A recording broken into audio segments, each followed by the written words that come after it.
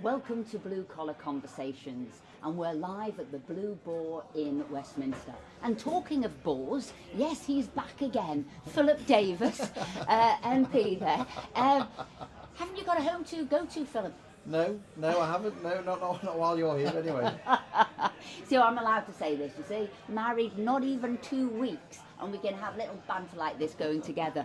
But equally, he's joined by his co-conspirator, Paul Baldwin there, a journalist at The Express. But this really is the part of the conference where we talk about your opinions, your views, what's been going on, what you've been saying, how you've been voting on The Express's polls. And one of those polls, because we were talking about it yesterday, is do prisons work? And the poll came through, 34% said yes, 64% no, and don't know was 2%. So, Philip, you're an advocate of prisons. Are you surprised so many people thought it didn't work? I'm surprised in the sense that I think really if people were given a choice between should people be sent to prison or should they be given a community sentence, I think most people would say I'd sooner they went to prison. I suspect the reason why prisons got such a low level of support in the poll is because people think prisons are too cushy, they got gyms, they get, too much of an easy ride in prison. So I suspect the vote is more of a reflection on that rather than a view that we should let all the criminals out of prison and let them roam the streets committing crimes. Yeah, so that's how you've justified it to yourself. That's how I've seen it, yeah, exactly. And so that's what we were talking about yesterday. But today, really, the conversation has moved to coronavirus, lockdowns, maybe confusion over the rules, what it means to you, what's happening in the Parliament with, are the rules being scrutinised enough there? And so our question today was, are people in your area following the COVID-19 rules? Now, this was the result that came through in the Express. Yes, 32%. No, 6%, don't know 8%. So you're saying that 60% of people aren't following the rules. And 19, Denbo, 48, said, look, COVID is there, it's real, it's a flu, it's a bad flu. Yes, it could well be a killer, but it is now going to be around forever and we've got to get used to it. So that's what he's saying. Growler, of course, the people in many regions aren't following the guidelines, that's why it's spreading.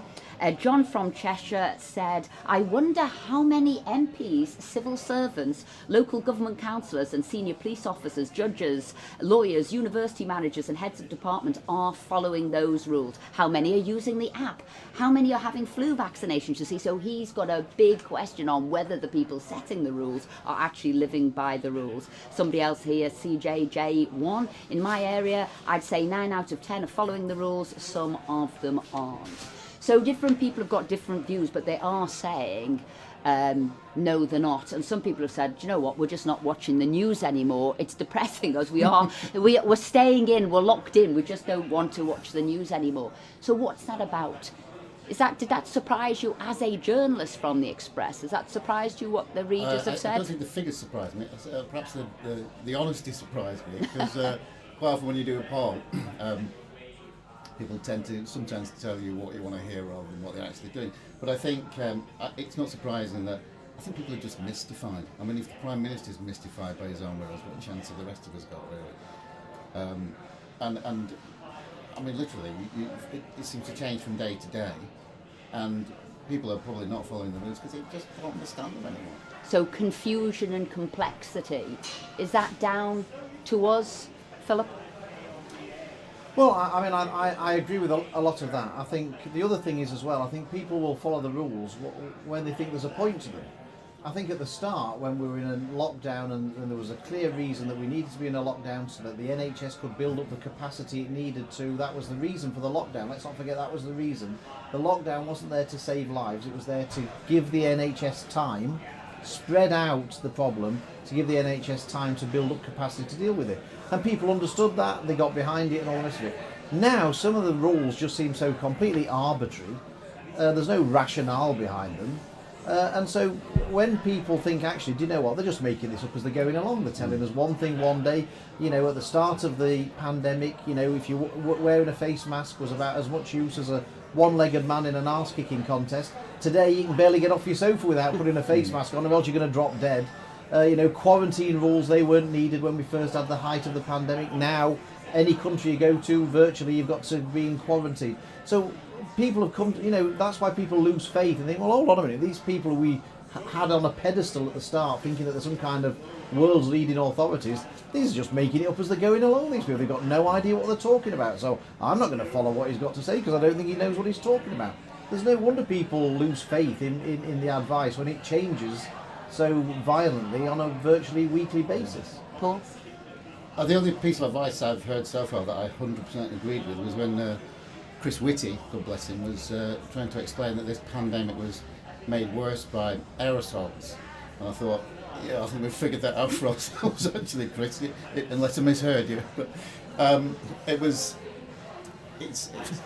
so confusing. Unless you follow the news day to day, I do, it's my job, but my mum doesn't.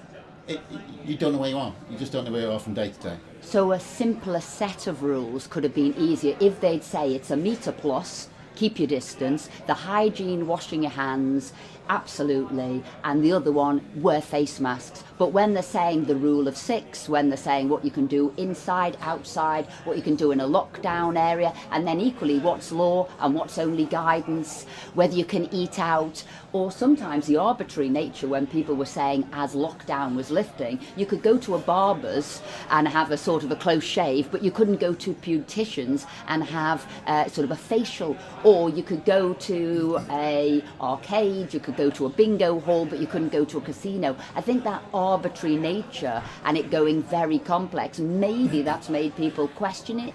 Is that really the case? Do you think that was it? The complexity? Well, it's not just that. I mean, I just think this whole sort of nanny state socialist approach, really, we are basically trying to micromanage everybody's lives, is I think it's counterproductive, and it's just not justifiable.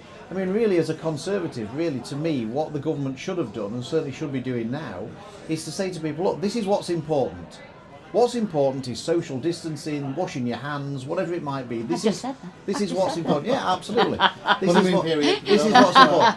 And but the second bit of what they should say to people is, these are the people who are most prone, most at risk from getting the disease. So over 70s, maybe ethnic minorities, people who are obese, people who've got underlying health conditions. Right, you now know all the information you need to know. It's now up to you to decide what level of risk you want to take based on all of that information. So, you know, my mum can make her own mind up when she knows all of that information as to whether or not she wants to go and visit her grandchildren at their house. She doesn't need the state to tell her you can or you can't. She's more than capable of making that decision for herself. And I think this sort of nanny state socialist approach is completely unjustifiable. We should believe in individual responsibility and let people make their own mind up about what level of risk they're prepared to take.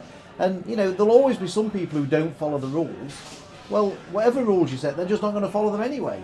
So the people who are responsible can make their own mind up as to what they're going to do based on that kind of information. And that would not collapse the economy in the way that we are doing at the moment, which is going to cause huge health problems in its own right and lots of people out of work.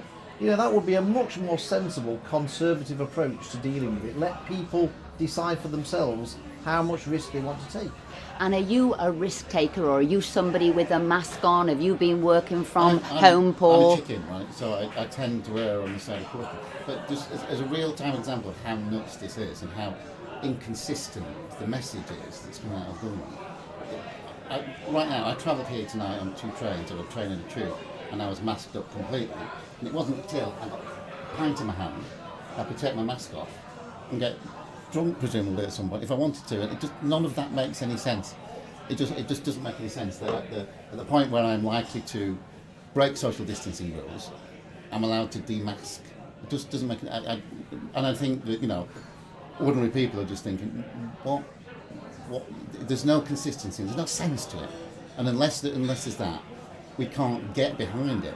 That's the problem. We're starting to lose faith in the message, so we're not following. And I think what other people are saying, and actually these were in the Express today in their figures, when people are saying, yes, we know more people will now either have COVID or more people were aware that they've got COVID because we're doing more and more testing, but they're saying how many more people are in hospital, what is the sort of death rate, how is it impacting on us. So today there's 2,200 or thereabouts patients in hospitals, that's today, but back in April there were 17,000 people in hospital. So what they're saying is, well, there's far less now, so why are we doing greater lockdown? And at the same time there's 100,000 hospital beds, so we've got less than 2% are being taken by COVID. Now, Philip, you've been doing freedom of information on what people, what the death rates are for various illnesses, and what's that showing so far? I'll say so far, but what's that information coming back as?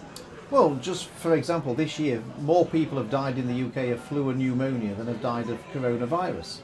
And so we don't lock down the whole country because of flu and pneumonia. We don't sort of overprotect people over that. We let people make their own decisions. We give them the information and let them trust people to make the right decisions. I don't really see why we don't do the same over this. But and this is we've got to remember there's a vaccine for flu, and there's still more people dying of flu and pneumonia in the UK than are dying of coronavirus. So this idea that we're waiting for the holy grail of a vaccine is also a load of old nonsense, to be perfectly honest. And not only that, the flu vaccine doesn't work every year 100%. Some years it's down to 20, 30, 40, whatever, 50%. Yes. Yeah, the flu vaccine itself changes every year based on, the strain. They look at what happened in Australia and they try and second guess that the same thing will happen here. And the vaccine is there to try and, to do that. And maybe a vaccine for coronavirus will be the same.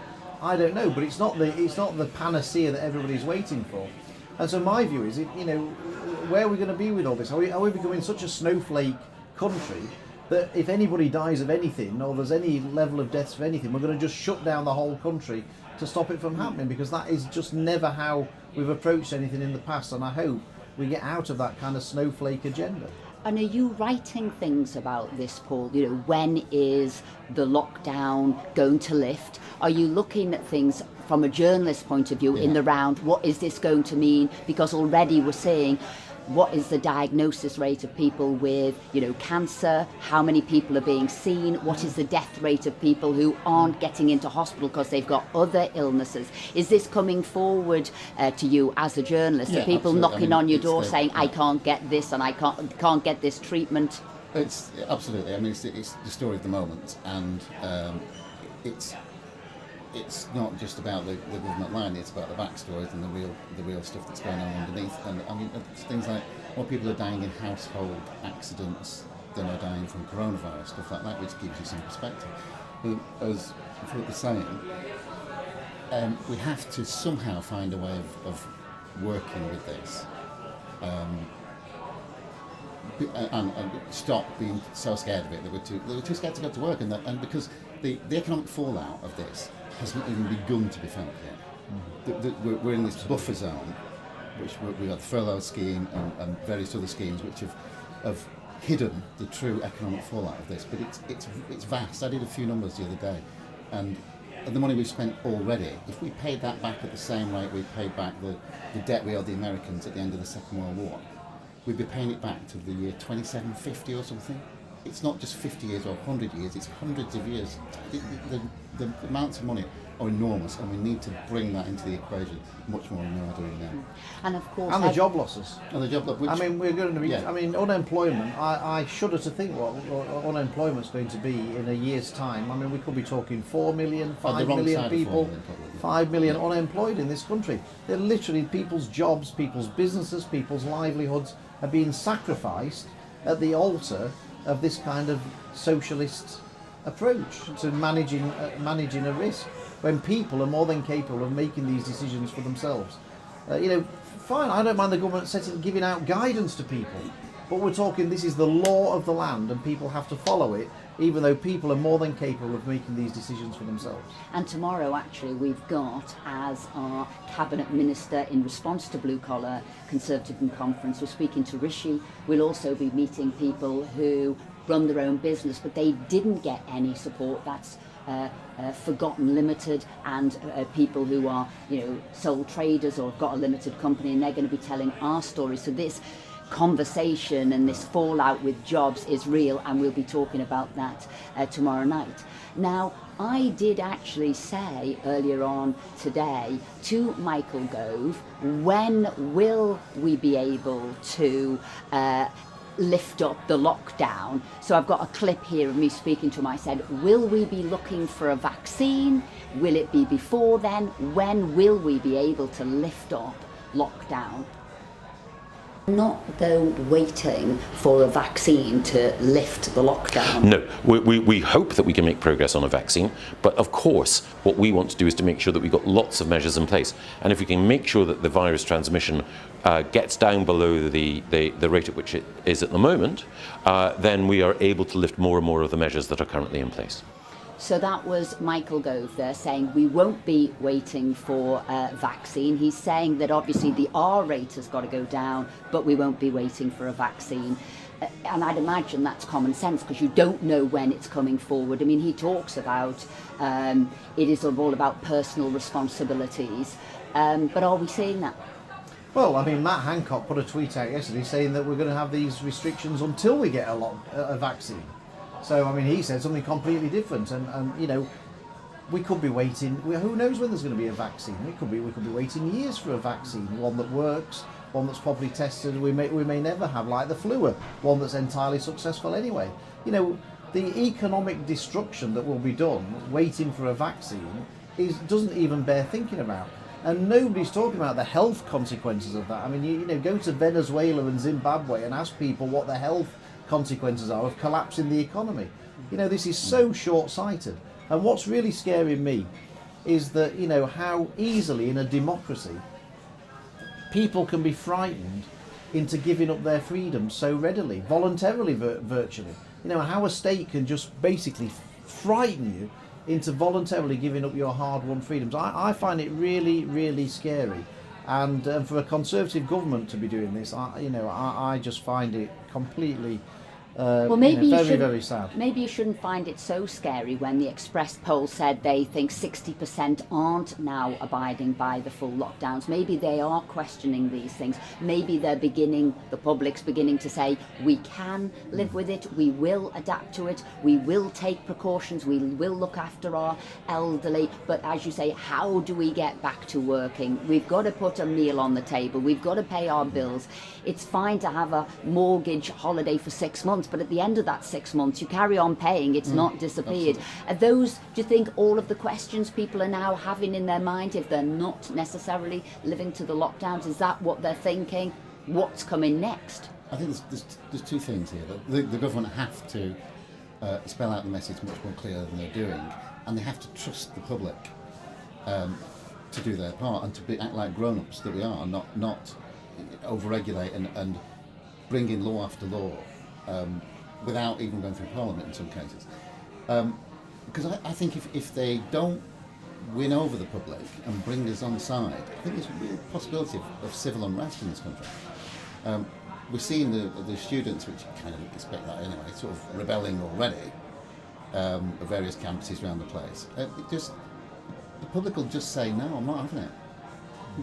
Unless the government wins them over with simple, precise, believable information and the trust that they're grown up enough to put that information into practical use. And you will have seen MPs too saying we need now to be questioning these rules. We gave you emergency powers 6 months ago in March because this was an emergency, this was unprecedented, we didn't know what we were dealing with, and this was nobody'd seen it before, and the government went forward. But now actually within Parliament, isn't there, people are saying now we want votes on what's going forward. Maybe not as bold as you and me, Philip, who actually voted against the continuation of emergency laws, but other people are saying we need votes, we need to question. And you stood up in the House today, because this is another concern to people. Why 10 p.m. curfew? Why 10 p.m. and not 10:30? If everybody's rushing to the streets buying booze from the local off licence and congregating in rules, what is going on?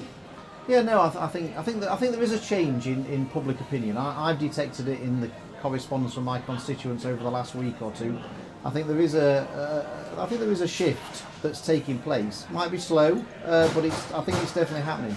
I mean, my view is that, you know, by next year, when 4 or 5 million people have lost their jobs, there will be a massive backlash. There will be a massive backlash, but it'll be too late then.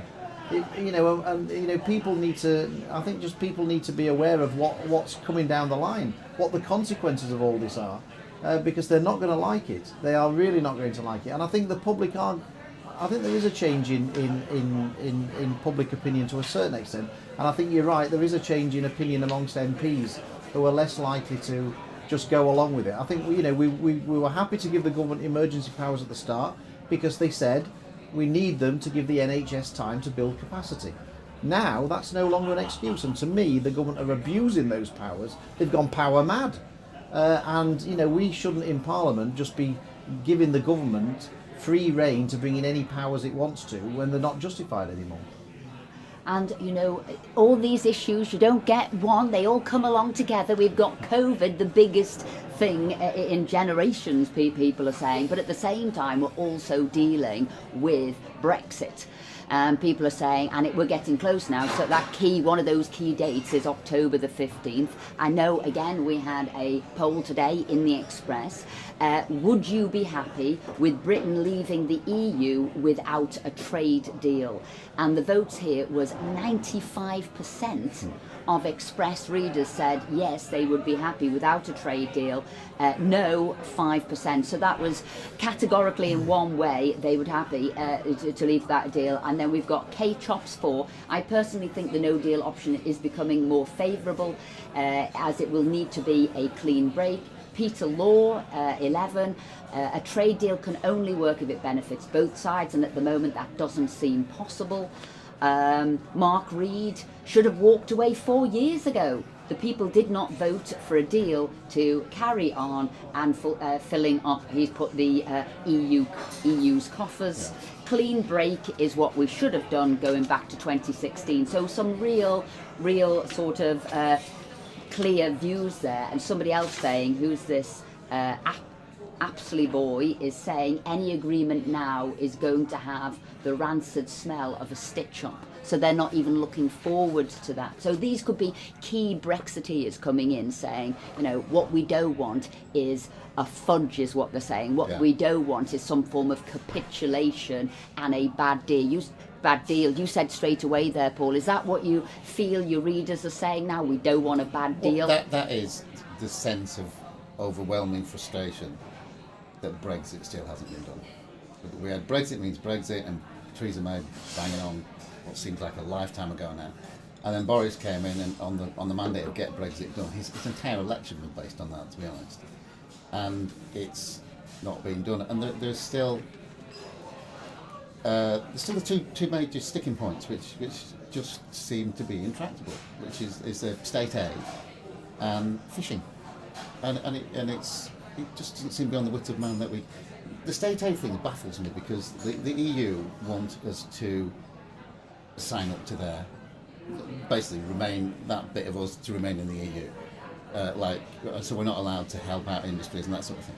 But if you look across the channel, Peugeot and Citroën are 14% state owned. So how is that not state aid? It's so hypocritical. It's nonsensical. And then of course the fishing thing is. For us, we're an island nation. It's totemic for us. It's a really important deal. It's out of perspective of its actual financial sort of clout. I think the car industry is worth about 82 billion, and the fishing industry is worth about 1.2 billion. That doesn't really matter. It's about sovereignty. It's about our waters, and the EU can't get its head around this. Or at one point when Barney said, you can have the waters, that's fine, we just want the fish. That's kind of it, wasn't it? Now, I spoke and asked both of those questions to Michael Gove a little bit earlier on. Here's a clip here, and this is him talking about Brexit, and I said, will it happen? Whether it is with a deal or without a deal, and this was the answer that Michael Gove gave to me a little bit earlier on. We will absolutely make sure that whether or not we get a deal with the EU in the course of the next few weeks, we're out. That's it. December the 31st, no single market, no customs union. We take back control of our borders. We have a points-based immigration system. We're able to spend our money on our priorities, on the NHS, and on making sure that people's jobs are protected. So Michael Gove there, unequivocal, we are out. Whether it's with a deal, without a deal, we are out. Do you feel confident, Philip? Yeah, I do actually. I mean, I think, I might not be quite so supportive of the government over coronavirus, but I think on Brexit, Boris's government has been absolutely resolute throughout. I don't think anybody really can argue with that. I mean, I think the poll's interesting because I think it shows a lack of trust in politicians, really. I think that people are saying, well, if there is a trade deal, then we must have capitulated, we must have given the EU what they want, and we don't really trust you to have held the line, and therefore the only reason we know you've held the line is if there's no deal. So let me come in there and probe that a little bit. So it wasn't that they necessarily want by 95% no deal. What they're saying is, we're uncertain now if it's going to be a good deal, and that's what we're worried about, how good the deal is from the politicians, not that they wanted a no deal, and that's how you read that result. I think so. I mean, look, nobody's more committed to Brexit than me. I mean, I set up Better Off Out in 2006, long before it was fashionable. Over that, Philip, not fashionable. I've been banging on about this for years. Literally nobody could be more hardline on Brexit than me. I want a comprehensive free trade deal with the EU because I believe in free trade. Free trade brings prosperity. I don't want tariffs on products that I buy from the EU, and I don't want them to have to pay tariffs on when they buy British products. I want free trade, but I don't want any deal. And I think this is what Express readers, this is how I see it, like me, they don't want any deal, and they certainly don't want a deal which keeps us shackled to EU rules and regulations in perpetuity. That would be completely and utterly unacceptable, and I'd sooner have no deal than be shackled to EU rules and regulations in the future, because that's what we want voted to leave so we could set our own rules. But as long as we can guarantee that we're not shackled to any EU rules and regulations forever, I would sooner prefer to have a free trade deal because that is better for our businesses and it's better for our prosperity. All right, well, this is another question I asked Michael Gove earlier, and that was about the fisheries, because that's where people are getting a little bit concerned. They're thinking, is the government wobbling over the fisheries and our waters? And this was Michael Gove's answer earlier. There's no way that we're going to back down on fishing. My dad ran a fish merchant's business. That business went to the wall in the 1980s as a result of the EU and their common fisheries policy. So it's personal for me. But the PM and David Frost have been crystal clear with the EU. These are our waters, these are our fish. We're going to decide who has access to our waters on our terms. So Michael Gove standing firm on that, the fishing rights, those quotas. I think it would be almost suicidal to do anything but stand by the fishing industry at this point. As I say, it's become such a huge issue, bigger than its financial clout really. But it's part of being British. We're a maritime nation, and it's really important to us. So I don't think they will bend on that, and we can hopefully.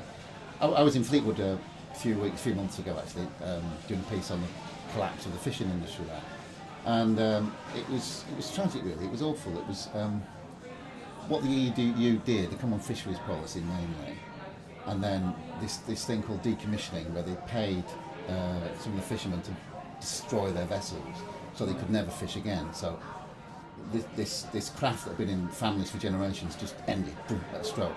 And it killed off Fleetwood and places like Fleetwood around the country. We can start to rebuild from there. That's the point. I mean, some of the lads who used to work on the trawlers in the 60s and 70s were saying that from January the 1st, you can't there's no point in having no EU vessels because we haven't got the manpower or the boats to fish the waters properly. Just lease the waters.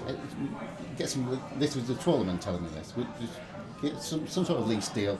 So yes, you can come back in. Well, not your super trawlers if you don't mind. They're disgusting, hideous things that just destroy marine environments. But there was some sort, and that's not a fudge. That's just good economics and good politics. Well, I'm going to ask you that. Will people think it's a fudge? You use the word there. Will people say, actually, you didn't then get your rights back to those waters and the ability to fish there? Will they view that as the outcome if you do lease it back, or do you just think it's a common sense way to go as we build up our capability to fish our waters?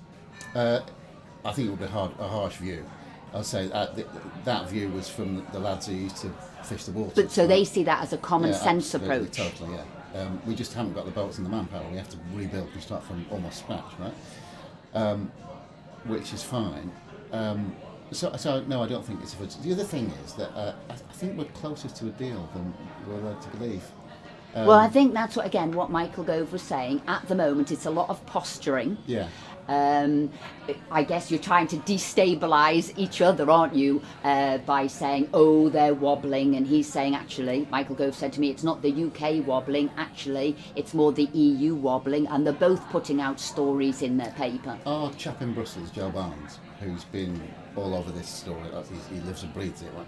I was talking to him this afternoon, and he was sort of intimating, if he was a gambling man, he'd say there's a deal. And what they're really working on now, he thinks, is a way for both of them, for Barnier and Frost to go back to their, or Boris really to go back to their relative countries and, wave a piece of paper saying, we have victory, we don't, how they both can do that, which is a hard trick to pull off.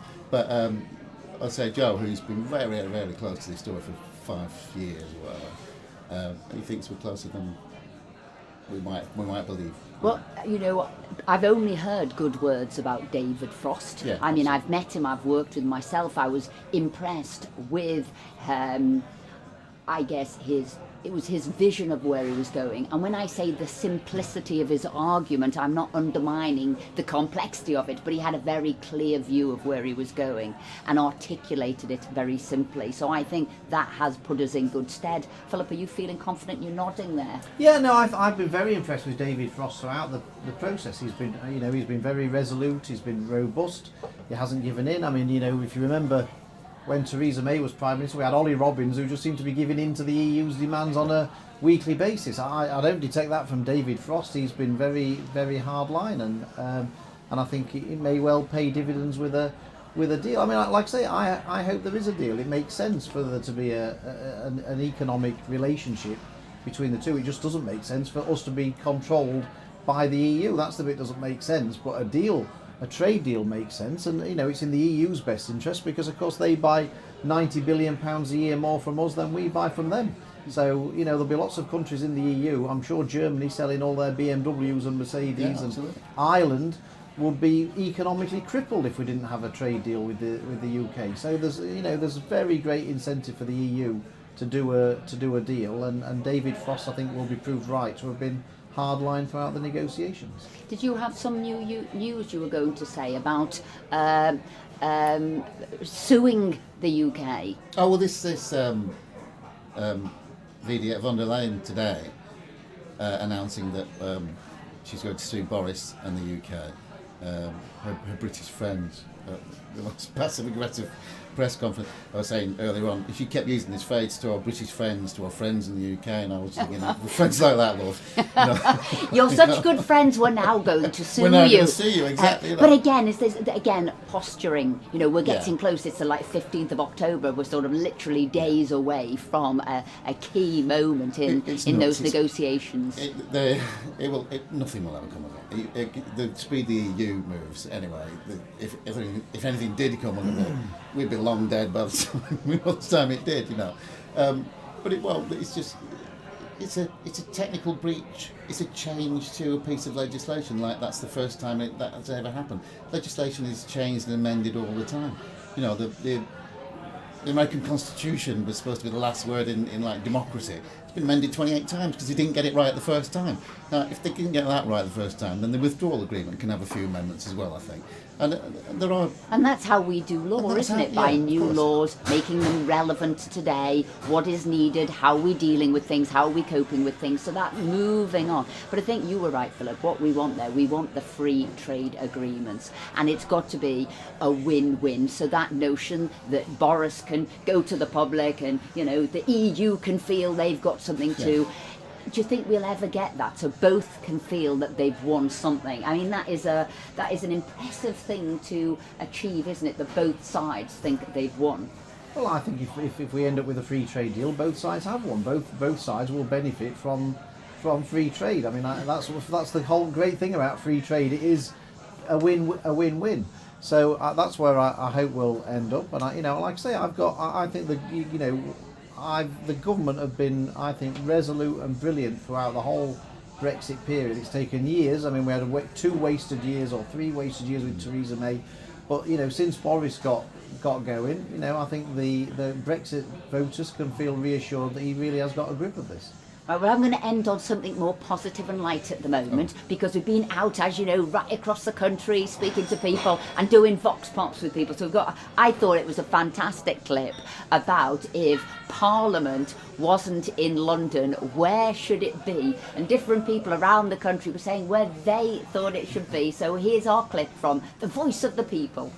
Well, if Parliament came out of London, where would I want to be? I would want to be in Manchester Town Hall, because I'm a northerner. If I took Parliament out of London, I'd probably put it in Manchester to give more power to the north.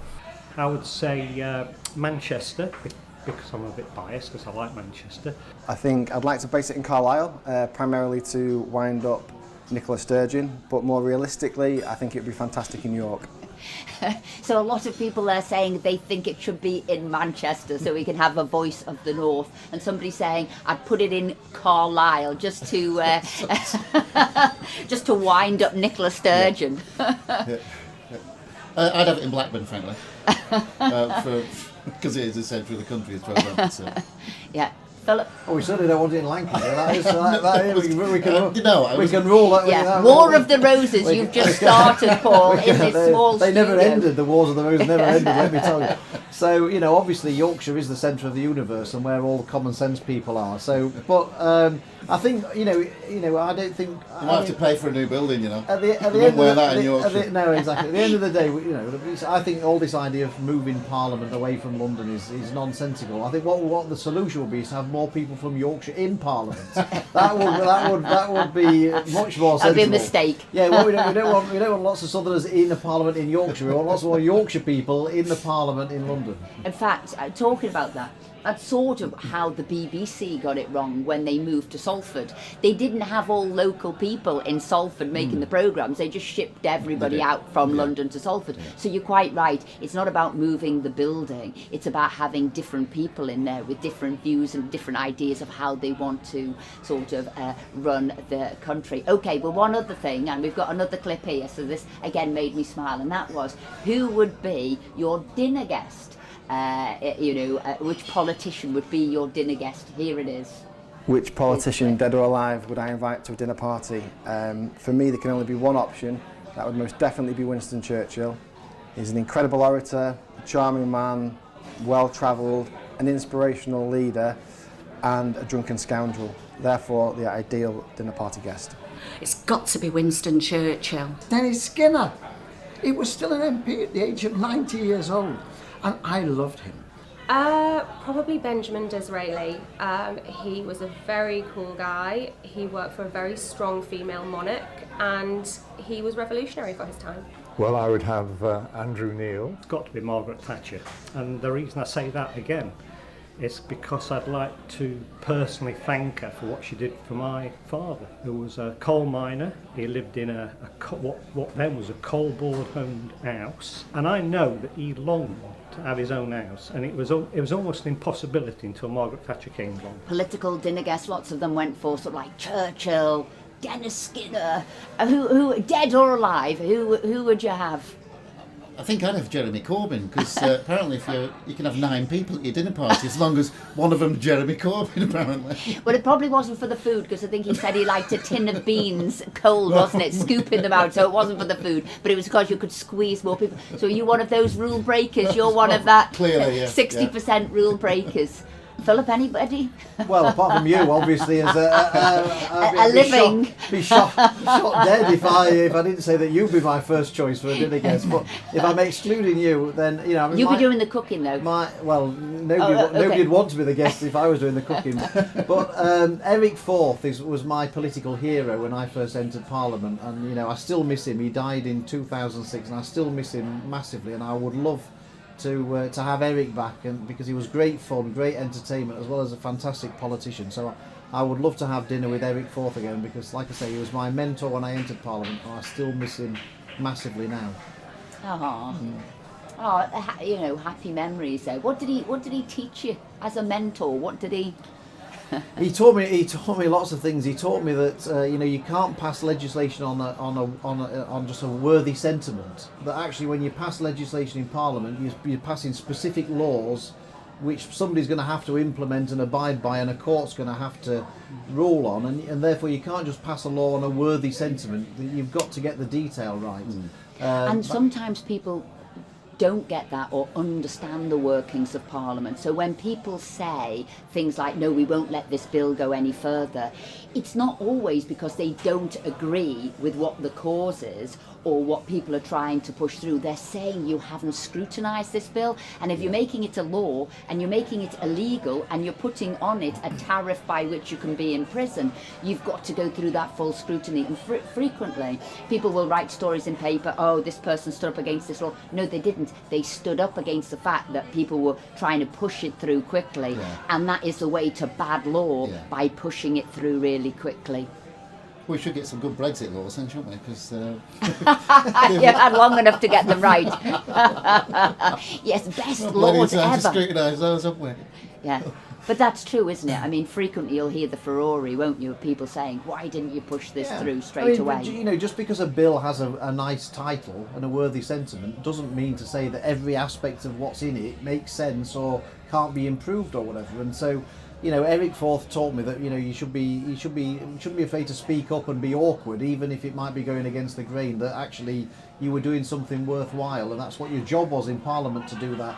Not just to say, oh well, it sounds very popular, so I'll just not even bother looking at it. We'll just nod it through. Well, speaking up and being awkward, you obviously took those words to heart. And on that note, we're going to end here tonight. We're going to be back tomorrow. We've got Rishi Sunak, the Chancellor, speaking tomorrow about when can we lift up lockdown, how are we going to support maybe some of the businesses that weren't supported before, and what is the future post-COVID for the country, for the economy and for our businesses. Thanks for joining us. See you tomorrow.